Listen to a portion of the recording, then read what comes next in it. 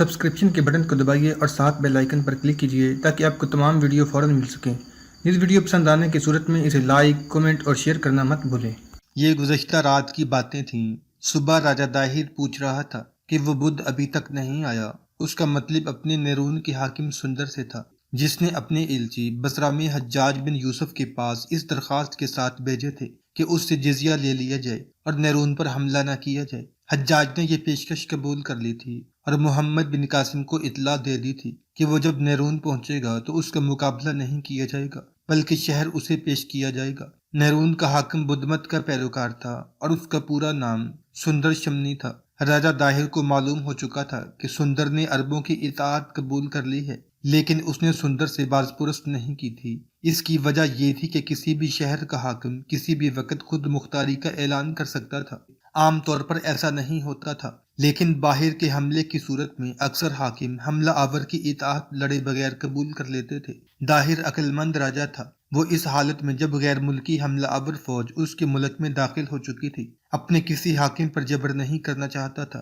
جبر سے اپنی راجدھانی سے دور کسی شہر کے حاکم کو اپنے ساتھ نہیں رکھا جا سکتا تھا۔ داہر کو توقع تھی کہ عرب کے پہلے 2 سالاروں کی طرح اس کی فوج محمد بن قاسم کو دیبل سے آگے نہیں بڑھنے دے گی، لیکن اب اسے صورتحال کچھ اور ہی نظر آ رہی تھی۔ اس لیے اس نے سندر شمنی کو اروڑ بلایا۔ سندر کو 1-2 روز پہلے اروڑ پہنچ جانا چاہیے تھا، لیکن وہ نہیں آیا تھا۔ اس نے راجہ داہر کے حکم کی تعمیل میں اٹھ دوڑنا ضروری نہیں سمجھا تھا۔ راجہ داہر پہ چوتاب کھا رہا تھا۔ اس نے اپنے وزیر بدہمن کو بلایا۔ میرے دانشمند وزیر، راجہ داہر نے بدہمن سے کہا، وہ ابھی تک نہیں آیا۔ کیا میں یہ سمجھوں کہ وہ عرب کے حملہ آوروں سے مل گیا ہے؟ عربوں سے ملا ہے یا نہیں؟ بدہمن نے کہا، وہ مہاراج سے ضرور بے پرواہ ہو گیا ہے۔ وہ آئے گا، ضرور آئے گا۔ تمہاری عقل و دانش کیا کہتی ہے؟ داہر نے پوچھا۔ اس کے ساتھ کیا سلوک کیا جائے؟ میں اپنی حکم عدولی برداشت نہیں کر سکتا۔ مہاراج حکم عدولی برداشت کریں، بدہمن نے کہا۔ وہ آئے تو اس سے نہ پوچھیں کہ وہ فوراً کیوں نہیں آیا۔ اس کے ساتھ ایسا سلوک کریں جیسے وہ آپ کی ٹکر کا راجہ ہے۔ میں جانتا ہوں مہاراج اسے یہ کہنا چاہتے ہیں کہ وہ مسلمانوں کی اطاعت نہ کرے۔ ہاں، راجہ داہر نے کہا، میں اسے یہی کہنا چاہتا ہوں، اور اسے یہ بھی کہیں کہ وہ مسلمانوں کو اطاعت کے دھوکے میں رکھے۔ بدہمن نے کہا، ان کے لیے شہر کے دروازے کھول دے اور ان کا استقبال کرے۔ جب مسلمانوں کی تمام فوج اندر آ جائے تو دروازے بند کر دے اور اپنی فوج سے اس پر حملہ کر دے۔ مسلمان فوج قلعہ مل جانے سے لڑنے کے لیے تیار نہیں ہوگی۔ سندر شہر کے لوگوں کو تیار کرے کہ وہ اپنے مکانوں کی چھتوں پر بڑے بڑے پتھر جمع کر لیں۔ مسلمان جب اچانک حملے سے بکھلا کر گلیوں میں جائیں تو لوگ اوپر سے ان پر پتھر پھینکیں۔ اگر وہ نہ مانے تو میں کیا کروں؟ مہاراج، بدہمن نے کہا، کیا آپ زہریلے ناگ کو اپنے گھر میں پالنا پسند کریں گے؟ آگ اور ناگ سے کھیلنے کا نتیجہ آپ جانتے ہیں۔ آگ پر پانی ڈالا جاتا ہے اور ناگ کا سر کچلا جاتا ہے۔ یہ کام راجدھانی میں نہ ہو تو اچھا ہے، راجہ داہر نے کہا۔ راجدھانی میں کیوں ہو؟ بدہمن نے کہا۔ وہ واپس جائے گا تو راستے میں ناگ کا سر کچل دیا جائے گا اور یہ مشہور کریں گے کہ اسے عربوں نے قتل کیا ہے، اور نیرون میں یہ خبر پھیلائیں گے کہ حاکم نیرون راجدھانی سے واپسی پر اپنے ساتھ 2 نہایت ہی خوبصورت لڑکیاں لے جا رہا تھا۔ عرب فوجی لڑکیوں کو اپنے ساتھ لے گئے ہیں، اس کے ساتھ محافظ ہوں گے، داہر نے کہا۔ فوج تو نہیں ہوگی، بدہمن نے کہا، 10-12 محافظ ہوں گے۔ حملہ ان کے کسی پڑاؤ پر ہوگا جب سب سوئے ہوں گے۔ یہ انتظام میرا ہوگا مہاراج۔ آپ سمجھیں کہ آپ کو معلوم ہی نہیں کہ کیا ہونے والا ہے۔ اسی شام کو سندر شمنی اروڑ پہنچ گیا۔ راجہ داہر کو اطلاع ملی کہ وہ آ رہا ہے تو وہ آگے چلا گیا، سندر کا استقبال کیا۔ سندر کے ساتھ صرف 6 محافظ تھے۔ اس کا سامان 8 اونٹوں پر لدا ہوا تھا۔ راجہ داہر نے عجیب چیز یہ دیکھی کہ محافظوں نے پگڑیاں اس طرح سروں پر لپیٹی ہوئی تھی کہ ان کے حصوں نے ان کے چہرے بھی چھپا رکھے تھے۔ ان کی صرف آنکھیں دکھائی دیتی تھیں۔ انہوں نے چہرے ڈھانپے ہوئے کیوں ہیں؟ راجہ داہر نے محافظوں کے متعلق سندر سے پوچھا۔ مجھے اس طرح زیادہ اچھے لگتے ہیں، سندر شمنی نے کہا، زیادہ خوفناک لگتے ہیں۔ محافظ ایسے ہونے چاہیے کہ جو دیکھے اس پر خوف طاری ہو جائے۔ راجہ داہر نے اس کی یہ بات ہنسی میں ٹال دی۔ اس کے سامنے اس سے کہیں زیادہ اہم مسئلہ تھا۔ وہ سندر کو اپنے خاص کمرے میں لے گیا۔ کیا یہ سچ ہے کہ تم نے مسلمانوں کی اطاعت قبول کر لی ہے؟ راجہ داہر نے اس سے پوچھا۔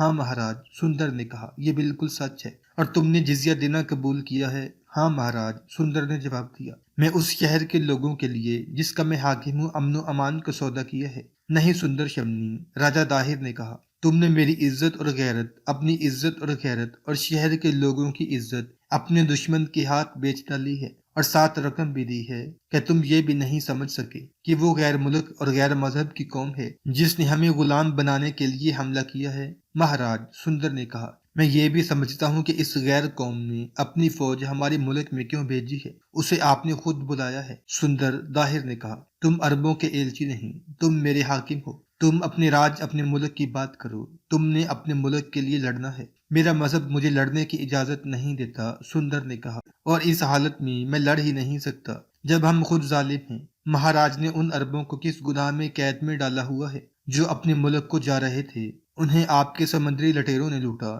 پھر انہیں پکڑ کر قید خانے میں ڈال دیا۔ مجھے معلوم نہیں وہ کہاں ہیں، راجہ داہر نے کہا۔ انہیں لوٹنے والے وہ لوگ ہیں جن کا پیشہ ہی یہی ہے، اور وہ میری گرفت سے باہر ہیں۔ وہ دیبل کے قید خانے میں ہے مہاراج، سندر نے کہا۔ اب بھی وقت ہے، ان قیدیوں کو رہا کر دیں۔ میں تمہارا حکم نہیں مان سکتا، داہر نے کہا۔ تم میرا حکم مانو گے؟ میں مہاتما بدھ کا حکم مانوں گا مہاراج، سندر شمنی نے کہا۔ پھر تم نیرون کو چھوڑ دو اور یہاں آ جاؤ، راجہ داہر نے کہا۔ نیرون سے کہو کہ مجھے چھوڑ دے، سندر نے کہا۔ مہاراج، نیرون کا ایک بچہ بھی کہہ دے کہ سندر شمنی کو یہاں سے لے جاؤ تو میں اپنے آپ کو دریا سندھ کی لہروں کے حوالے کر دوں گا۔ مجھے مہاراج حکم سے وہاں سے ہٹائیں گے تو وہاں کے لوگ آپ کی حکم عدولی پر اتر آئیں گے۔ کن لوگوں کی بات کرتے ہو؟ راجہ داہر نے گرج کر کہا۔ یہ لوگ ہماری رعایا ہیں، ہم چاہیں تو انہیں بھوکا مار دیں، چاہیں تو ان کی جھولیاں بھر دیں۔ تکبر میں نہ آئیں مہاراج، سندر شمنی نے کہا۔ یہ وہ لوگ ہیں جو اپنے پیدا کرنے والے کو عزیز ہیں، جنہیں مہاراج اپنا محتاج سمجھتے ہیں۔ ان کے قہر و غضب سے ڈریں، انہیں جنگ کی تنور میں نہ پھینکیں۔ کہیں ایسا نہ ہو کہ مہاراج کا راگ اسی آگ میں جل جائے۔ خدا اپنے بندوں کی آواز سنتا ہے، خدا کے بندوں کو امن اور محبت عزیز ہے۔ بدھ مت امن کا علمبردار ہے۔ اسلام عام لوگوں کا مذہب ہے جو محبت کا سبق دیتا ہے۔ کہ تم اس اسلام کی بات کرتے ہو جس کی فوج ہماری بستیاں اجاڑنے کو آ گئی ہے، راجہ داہر نے کہا۔ انہوں نے میرے شہر کے لوگوں کو امن دیا ہے، سندر شمنی نے کہا۔ وہ امن اور پیار کے جواب میں امن اور پیار ہی دیتے ہیں۔ آپ ان سے محبت کی توقع کیوں رکھتے ہیں؟ آپ کے باپ دادا نے عرب کے ان مسلمانوں کو فارسیوں سے شکست دلانے کے لیے ہاتھی بھیجے تھے۔ فارسیوں نے سندھ اور مکران پر ہمیشہ حملے کیے ہیں۔ سندھ کے کئی ہزار جاٹوں کو وہ پکڑ کر لے گئے تھے۔ فارسی تو آپ کے خاندان کے دشمن تھے، لیکن آپ کے پتا جی نے فارسیوں کے ساتھ صرف اس لیے دوستی کر لی تھی کہ ان کی مسلمانوں کے ساتھ دشمنی تھی۔ آپ کے باپ دادا نے ان کی مدد کی، پھر مکران میں مسلمانوں کے خلاف چھیڑ چھاڑ جاری رکھی۔ آپ نے عرب کے مسلمانوں کو ہمیشہ مشتعل کیا۔ ان کے باغی عرب سے نکل کر آئے تو آپ کے باپ دادا نے انہیں مکران میں پناہ دی اور انہیں عربوں کے خلاف اکساتے اور بھڑکاتے رہے۔ اب مہاراج نے ان کے جہاز لوٹے اور آدمیوں کے ساتھ ان کی عورتوں اور بچوں کو بھی قید میں ڈال دیا۔ اب آپ یہ کیوں کہتے ہیں کہ اسلام کی فوج ہماری بستیاں اجاڑنے کے لیے آ گئی ہے؟ تم پر مسلمانوں کا بھوت سوار ہو گیا ہے، راجہ داہر نے کہا۔ مہاراج کہہ رہے تھے کہ میں نیرون کا حاکم نہ رہوں، سندر نے کہا۔ یہ فیصلہ نیرون کے لوگ کریں گے۔ اگر آپ نے مجھے نیرون سے زبردستی ہٹایا تو وہاں کے لوگ آپ کے خلاف اٹھ کھڑے ہوں گے۔ لوگ امن کی زندگی چاہتے ہیں، ہو سکتا ہے فوج بھی لوگوں کے ساتھ ہو جائے۔ راجہ داہر سندر شمنی کو قائل کرنے کی کوشش کرتا رہا کہ وہ مسلمانوں کی جزیہ نہ دے اور ان کی اطاعت قبول نہ کرے، لیکن سندر قائل نہ ہوا۔ داہر نے اپنے وزیر بدہیمن کو بلایا۔ سندر شمنی آج رات کو ہی واپسی کے سفر پر روانہ ہو رہے ہیں۔ راجہ داہر نے بدہیمن سے کہا انہیں عزت سے رخصت کریں۔ بدہیمن اسی وقت باہر نکل گیا۔ راجہ داہر سندر کو اپنے ساتھ کھانے پر لے گیا اور بہت دیر باتوں میں لگائے رکھا۔ داہر نے سندر کو یہ پیشکش بھی کی کہ وہ مسلمانوں کی اطاعت سے باز آ جائے تو اسے نیرون کا خود مختار حاکم بنا دیا جائے گا۔ سندر نے یہ پیشکش ہنس کر ٹال دی۔ بدہیمن کمرے میں داخل ہوا۔ داہر کی یوں بات کرنے کا مطلب یہ تھا کہ سندر آج رات کو ہی واپس چلا جائے۔ سندر نے ایسی کوئی بات نہیں کی تھی اور اس کا یہ کہنا کہ عزت سے رخصت کریں ایک اشارہ تھا کہ حاکم نیرون تیار ہیں۔ بدہیمن نے پوچھا۔ ہاں بدہیمن، سندر نے کہا، تیار ہوں۔ کچھ دیر بعد سندر شمنی قلعے سے اس طرح نکل رہا تھا کہ اس کے گھوڑے کے پیچھے 6 نقاب پوش محافظوں کے گھوڑے تھے۔ آگے راجہ داہر کے محافظوں کا دستہ جا رہا تھا۔ بدہیمن گھوڑے پر سوار سندر کے ساتھ جا رہا تھا۔ چاندنی رات تھی، صحرا کی چاندنی بڑی شفاف اور رات سرد تھی۔ راجہ داہر نے سندر کو احترام سے رخصت کرنے کے لیے اپنا محافظ دستہ بھیجا تھا جسے کچھ دور جا کر واپس آ جانا تھا۔ یہ جلوس خاموشی سے چلا جا رہا تھا۔ رات خاموش تھی۔ گھوڑوں کے قدموں کی آوازوں کے سوا کوئی آواز نہیں تھی۔ جلوس قلعے سے کوئی 1 میل دور پہنچا تو بدہیمن نے سندر کو روک لیا، اس سے ہاتھ ملایا और हाथ जोड़कर प्रणाम किया। दाहिर के मुहाफिजों ने घोड़े रास्ते के दाएं और बाएं खड़े कर दिए और सब ने तलवारें निकालकर आगे को झुका दी। सुंदर और उसके मुहाफिज उनके दरमियान से गुजर गए। दाहिर के मुहाफिजों ने तलवारें नियामों में डाल दी। बदहिम्मत ने उन्हें वापसी का हुक्म दिया और अपना घोड़ा दौड़ा दिया। मुहाफिजों ने भी घोड़ों को ईड़ लगाई और वो किले में दाखिल हो गए। बदहिम्मत सीधा राजा के पास गया। तुम्हारा बंदोबस्त नाकाम तो नहीं हो जाएगा? राजा दाहिर ने बदहिम्मत से पूछा। सुबह उसकी और उसके 6 मुहाफिजों की लाशें किले में लाई जाएंगी। बदहिम्मत ने जवाब दिया। मैंने 20 आदमी भेजे हैं। उन पर किसी को शक नहीं हो सकता कि वो अपनी फौज के चुने हुए सिपाही और ओहदेदार हैं। वो ऊंटों पर गए हैं और वो मुसाफिरों के भेष में हैं। मैंने 5 औरतें भी साथ भेज दी हैं ताकि देखने वाले उन्हें मुसाफिर ही समझे। सुंदर ने सुबह से पहले कहीं पड़ाव जरूर करना है। जहां भी वो पड़ाव करेगा वहां कुछ देर सोएगा जरूर। उसके मुहाफिज भी सो जाएंगे, फिर वो कभी नहीं उठेंगे। इस बुद्ध को नरून जिंदा नहीं पहुंचना चाहिए, राजा दाहिर ने कहा। नहीं पहुंचेगा महाराज, बदहिम्मत ने कहा। आप नरून का कोई और हाकिम मुकर्रर कर दें। नरून का हाकिम मेरा अपना बेटा जैसिनिया होगा, दाहिर ने कहा। और महाराज, बदहिम्मत ने कहा, सुंदर के साथ जो मुहाफिज आए थे वो अपनी फौज के आदमी नहीं थे। वो अरब के मुसलमान लगते थे। उनकी सिर्फ पेशानियां, नाकें और आंखें नजर आती थी। जब सुंदर आपके पास था तो ये मुहाफिज किले में इधर उधर टहलते, हर तरफ देखते और आपस में सरगोशियों में बातें करते रहे थे। उनकी चाल ढाल भी मुझे मुख्तलिफ लगती थी। फिर मैंने उनके घोड़ों की जीनें देखी। ये हमारे मुल्क की बनी हुई नहीं थी, इसलिए उनके चेहरे ढांपे हुए थे, राजा दाहिर ने कहा। इसका मतलब यह हुआ कि इस शख्स ने अरबों की फौज के साथ ताल्लुक पैदा कर लिया है और उसने अपने लिए अरब के मुहाफिज रख लिए हैं। आज रात न वो रहेगा न उसके अरब मुहाफिज, बदहिम्मत ने कहा। जब बदहिम्मत राजा दाहिर के साथ ये बातें कर रहा था उस वक्त सुंदर 6 मुहाफिजों के साथ नैरून के रास्ते पर जा रहा था। फौजों और मुसाफिरों के आने जाने का यही रास्ता था जो रेगिस्तान में से गुजरता था। आधे रास्ते में एक सरसब्ज जगह थी जहां पानी मिल जाता था। ये 6 मुहाफिज अरब थे। 5 मोहम्मद बिन कासिम की फौज के तजर्बाकार सिपाही थे और छठा हारिस अलाफी का भेजा हुआ आदमी था जो अरसे से यहाँ रहने की वजह से यहाँ की जुबान बोल सकता था। ये मुहाफिज नैरून इस तरह पहुंचे थे कि सुंदर ने एक आदमी मोहम्मद बिन कासिम के पास इस पैगाम के साथ भेजा था कि उसे राजा दाहिर की तरफ से जान का खतरा है। हज्जाज बिन यूसुफ ने मोहम्मद बिन कासिम को इत्तला दे दी थी कि नैरून के हाकिम सुंदर ने इताअत कबूल कर ली है, इसलिए उसे तहफ़्फ़ुज़ दिया जाए और शहर के लोगों के जानो माल और इज्जत का ख्याल रखा जाए। सुंदर का ये मुतालबा अभी पूरा नहीं किया जा सकता था कि मोहम्मद बिन कासिम अपने 1-2 दस्ते नरून भेज दे। मोहम्मद बिन कासिम ने बतदरीज आगे बढ़ना था।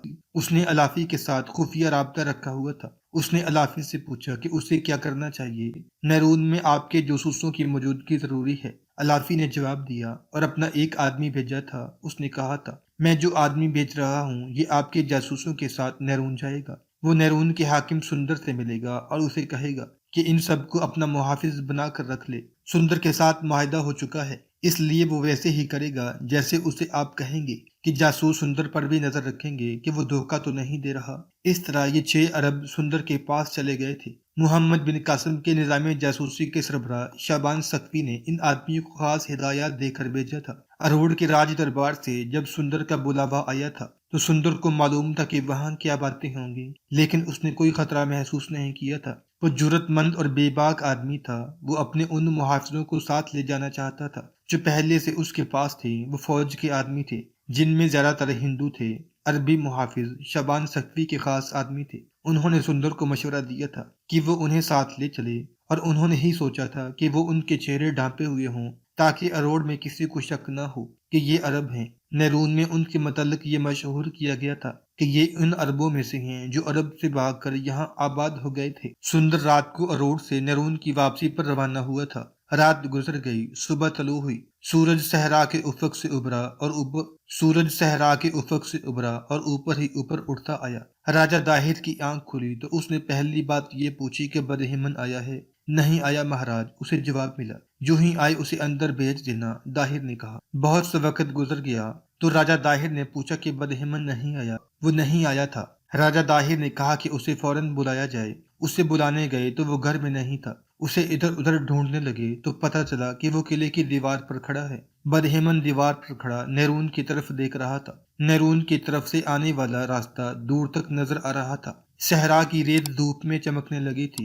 بدہیمن کی نظریں جو دیکھنے کی کوشش کر رہی تھیں وہ اسے نظر نہیں آ رہا تھا۔ وہ ان 20 شتر سواروں کو دیکھنے کی کوشش کر رہا تھا جنہیں اس نے سندر اور اس کے 6 محافظوں کو قتل کرنے کے لیے بھیجا تھا۔ انہیں اب تک واپس آ جانا چاہیے تھا، لیکن جہاں تک آنکھیں دیکھ سکتی تھیں وہ آتے نظر نہیں آ رہے تھے۔ اسے بتایا گیا کہ مہاراج بلا رہے ہیں۔ وہ مایوسی کے آلے میں قلعے کی دیوار سے اترا اور راجہ داہر کے پاس گیا۔ تم جانتے ہو میں کس خبر کا انتظار کر رہا ہوں؟ راجہ داہر نے کہا۔ میں بھی اسی خبر کا منتظر ہوں مہاراج، بدہیمن نے کہا۔ میں ان کی راہ دیکھ رہا ہوں۔ ہو سکتا ہے سندر رات کو کہیں روکا ہی نہ ہو۔ اگر وہ دن کو کہیں رکا اور وہ محافظ سو گئے تو بھی انہیں صاف کر دیا جائے گا۔ رات کو تو وہ کہیں نہ کہیں ضرور رکے گا۔ وہ نیرون نہیں پہنچ سکتا مہاراج، میرا خیال ہے کہ وہ دور نکل گئے ہیں، کل تو وہ ضرور آ جائیں گے۔ وہ دن گزر گیا، رات گزری، اگلی صبح طلوع ہوئی۔ بدہمن پھر قلعے کی دیوار پر جا چڑھا۔ اس کی نظریں صحرا کو کھوجنے لگیں۔ اسے شتر سواروں کا قافلہ واپس آتا نظر نہ آیا۔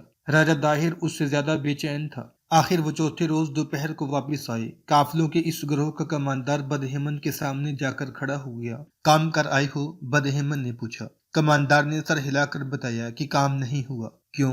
بدہمن نے گرج کر پوچھا۔ کیا وجہ ہوئی؟ تم سب ان عورتوں میں مگن ہو گئے ہوگے جنہیں تمہارے ساتھ بھیجا گیا تھا۔ نہیں مہاراج، کماندار نے جواب دیا، ہم تو کہیں سانس لینے کو بھی نہیں رکے۔ ہم نیرون کے قریب سے واپس آئے ہیں، وہ ہمیں کہیں بھی نظر نہیں آئے۔ انہوں نے شاید راستہ بدل لیا تھا۔ بدہمن کا منہ لٹک گیا۔ اس نے راجہ داہر کو بتایا کہ شکار ہاتھ سے نکل گیا ہے۔ شکار نہیں، راجہ داہر نے کہا، نیرون ہاتھ سے نکل گیا ہے۔ اب کچھ اور سوچو۔ میں سوچ رہا ہوں وہ کدھر نکل گئے ہیں، بدہمن نے کہا۔ کیا انہیں شک ہو گیا تھا؟ سانپ نکل گیا ہے، راجہ داہر نے کہا۔ پیچھے جو لکیر چھوڑ گیا ہے اسے مت دیکھتے رہو۔ سوچنا یہ ہے کہ نیرون کے لوگوں کو کس طرح سندر کے خلاف کیا جائے۔ لوگ امن چاہتے ہیں۔ اس شخص نے لوگوں کے ذہنوں میں معلوم نہیں کیا ڈال دیا ہے کہ وہ بزدل ہو گئے ہیں اور اسی کے سنتے ہیں اور اسی کی بات کو سچ مانتے ہیں۔ کچھ کریں گے مہاراج، بدہمن نے کہا۔ کب کرو گے؟ راجہ داہر نے کہا۔ معلوم ہوتا ہے تمہاری عقل جواب دے گئی ہے، اور میرے دل پر ویسے ہی ایک وہم بیٹھ گیا ہے کہ میں نے سندر کو نیرون کی حاکمیت سے سبکدوش کیا تو شاید آسمان گر پڑے گا۔ میں اسے اس کے گھر میں قتل کر دوں گا۔ یہ نہ ہوا تو میں اسے واپس بلا لوں گا۔ اگر اس نے نیرون نہ چھوڑا تو میں اس کے خلاف فوجی کارروائی کروں گا۔ آپ کچھ بھی نہ کریں تو بہتر ہے، بدہمن نے کہا۔ حالات ہمارے حق میں نہیں، دشمن طوفان کی طرح آ رہا ہے۔ اگر ایسا نہ ہوا تو آپ کا جبر بغاوت کی آگ بھڑکا دے گا۔ ہمیں اب جو بھی کارروائی کرنی ہے سوچ سمجھ کر کرنی ہے۔ مہاراج اپنی غلطی کی سزا بھگت رہے ہیں۔ ایک طرف بدھوں کو آپ نے اتنا زیادہ دبا کر رکھا ہوا ہے کہ ان کی عبادت گاہوں پر پابندی عائد کر دی، اور دوسری طرف بدھوں کو ہی شہر کا حاکم بنا دیا۔ دیکھ لیں کتنے شہروں کے حاکم بدھ ہیں۔ اگر سب نے سندر شمنی جیسا رویہ اختیار کر لیا تو ہمارے لیے مشکل پیدا ہو جائے گی۔ ابھی نیرون کی بات کر، راجہ داہر نے کہا۔ اگر عربی فوج دیبل سے آگے بڑھ آئی تو نیرون کو اڈا بنا لے گی۔ بدہمن گہری سوچ میں گم ہو گیا۔ راجہ داہر کچھ نہ کچھ بولتا رہا اور بدہمن جیسے اس کی سن ہی نہ رہا تھا۔